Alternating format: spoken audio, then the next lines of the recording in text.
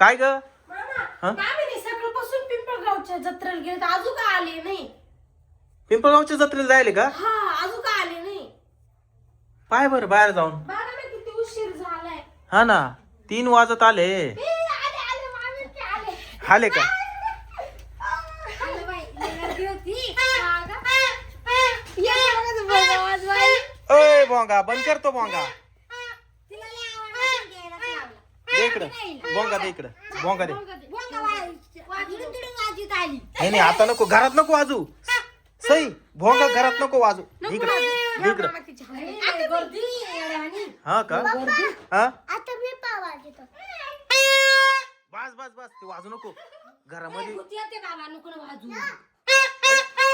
अरे घरामध्ये भोंगा वाजवायचा नसतो. भूत येतोय भूत. मला एक सांग तू जत्रेमध्ये काय काय खाल्लं? देतो मी. तुम्ही दिल्यावर. अरे भोंगा तू वाजव. ऐक तुझ्यासाठीच घेतलाय भोंगा पण घरामध्ये वाजू नये भूत येतंय. तुम्ही माझ्याकडे द्या मग सांगेल की काय काय खाल्लं. पण घरात वाजू नको. हा सांग काय काय खाल्लं जत्रेत? हा दाबेली दाबेली. सोयाबीनची. ए अरे हिने काय पाडलं? वडापाव. सँडविच. हा एवढंच. एवढं खाल्लं? पाण्यात बसले एवढी पिशवी शॉपिंग. अजून आईस्क्रीम.